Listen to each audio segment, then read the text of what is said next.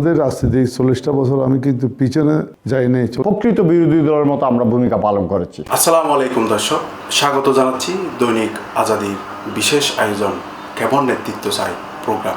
সম্প্রতি চট্টগ্রাম মহানগরের থানা ওয়ার্ড পর্যায়ের সকল কমিটি বিলুপ্ত ঘোষণা করছে চট্টগ্রাম মহানগর আহ্বায়ক কমিটি। তবে খুব শীঘ্রই নতুন কমিটি ঘোষণা করা হবে বলে জানিয়েছে চট্টগ্রাম মহানগর বিএনপি।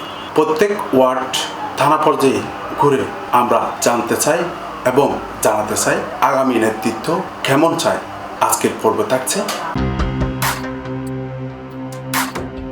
আমরা যখন স্বৈরাচার বিরোধী আন্দোলন করি 5 আগস্টের আগে, আমরা একটা গাড়ি, 2টা গাড়ি, 5টা গাড়ি, 7টা গাড়ি নিয়ে আমরা মরা থেকে আমরা মিছিল দিচ্ছি। অনেকেই একটা গাড়ি পর্যন্ত নিতে পারতো না।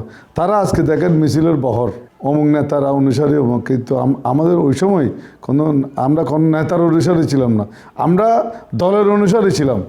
মহানগরী যারা নেতৃত্ব দিয়েছে, সভাপতি, সাধারণ সম্পাদক, ওনাদের নেতৃত্বে আমরা মরা থেকে গাড়ি ঘোড়া মিছিল করে আমরা ওখানে গিয়েছি। আমরা কখনো ভয়কে জয় করে পরাজয় না করে আমরা এগিয়েছি। মানে যেটা যে ভয়, এটা আমরা পেতাম না। আমাদেরকে অনেক জ্বালা বা নির্যাতন করেছে, অনেক মামলা। তারপর আমরা কিন্তু এটা তোয়াক্কা না করে আমরা মহানগরীতে যে প্রোগ্রামটা দিয়েছে ওনারা, প্রেসিডেন্ট, সভাপতি, সাধারণ সম্পাদক, ওনাদের নেতৃত্বে আমরা কাজ করেছি ওয়ার্ডে।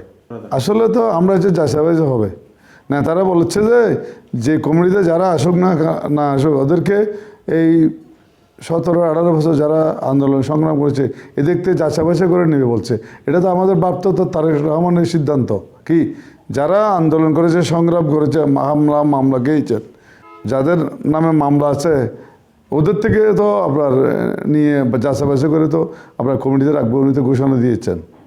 আর আমাদের চট্টগ্রাম মহানগরী যে আহ্বায়ক সাহেব আছেন, আলহাজ সদস্য সাহেব, উনি আর আমাদের সাবেক ছাত্রনেতা চট্টগ্রাম মহানগরী বর্তমান বিএনপি আহ্বায়ক কমিটির সদস্য সচিব নাজির রহমান তো বলছেন, যারা আন্দোলন সংগ্রামে ত্যাগ তিতিক্ষা আছে তাদের থেকে নিয়ে আমরা যাচাই করে কমিটি আমরা করব। আমি চাই আগামী দিনে যে সাংগঠনিক কমিটি হবে, যেহেতু মহানগরীর 53 জন আহ্বায়ক কমিটিতে আছে, অনেকে আছেন এখানে, আমার অনেক জুনিয়র লোক আছে।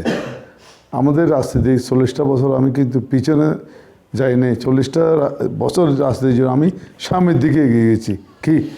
টাকা পয়সা, অর্থনীতি সব কিছু দিয়ে আমি বর রাজনৈতিক সংগঠন করে আমি সামনে সারিদিক। কিন্তু আমাদেরকে তো মহানগরীতে 53 জন কমিটিতে আমরা আসতে পারি নাই। আমাদের অনেক জুনিয়র লোক আসছে মহানগরীতে 53 জনে, আপনারা দেখছেন। থানাতে আমি সভাপতি অথবা সাধারণ সম্পাদক, যে কোনো পদ আমাকে দিলে আমি রাজি আছি।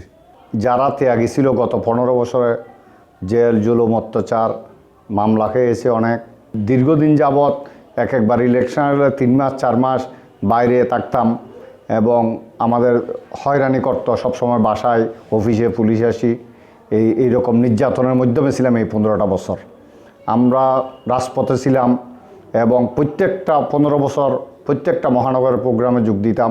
মহড়া ওয়ার্ড আমাদের বিএনপি, আমরা জিকু ভাই সহ আমরা যারা কমিটি ছিলাম মহড়া ওয়ার্ডে, আমি সিনিয়র সহসভাপতি এবং জিকু ভাই সভাপতি ছিল দীর্ঘদিন এই বিলুপ্ত কমিটির।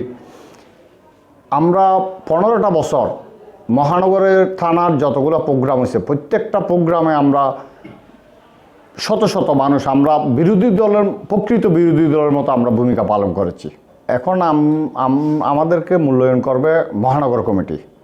যেহেতু মহানগর কমিটি, ওরা আগের কমিটিও দেখেছে, আহ্বায়ক কমিটি, এবং বর্তমানে এরশাদ ভাইয়ের কমিটিও জানে আমরা কতটুকু ভূমিকা রাখেছি। এটা আমাদের নিজেদেরকে আলিদাভাবে বলতে হবে না। আমি আপনাকে এক কথায় বলতে চাই যে বিগত 15 বছর আমরা মহড়া ওয়ার্ড থেকে, আমি জানি আলম জিকু ভাই, দিদরুল আলম হিরমন, আমরা প্রতিটা প্রোগ্রামে 15 মাস 20 মাস 10 মাস যে এরকম প্রোগ্রাম ছিল ওই রকম লোক নিয়ে আমরা আন্দোলন সংগ্রামে গেছি এবং আমরা কয়েকবার আক্রান্তও হয়েছি এই আন্দোলন সংগ্রামে। সুতরাং মহানগরের কোনো নেতাকে আমাদেরকে আলিদাভাবে পরিচয় করতে হবে না, যে আমরা আইডেন্টিফাই করতে হবে না আমরা আন্দোলন সংগ্রামে ছিলাম কিনা, আমরা যে ত্যাগী এটা সবাই জানে। আমি তো মহড়া ওয়ার্ডের আফমর জনগণ এবং আমার বিএনপির যুবদল, ছাত্রদলের সবাই চায় আমি মহড়া ওয়ার্ডের দায়িত্ব গ্রহণ করি। যেহেতু জিকু ভাই থানা কমিটিতে চলে যাওয়ার সম্ভাবনা খুবই বেশি, উনিও এখানে সভাপতি সেক্রেটারি একটা ক্যান্ডিডেট আছেন এবং উনিও বারবার বলতেছেন যে আমাকে দায়িত্বটা বুঝে নেওয়ার জন্য।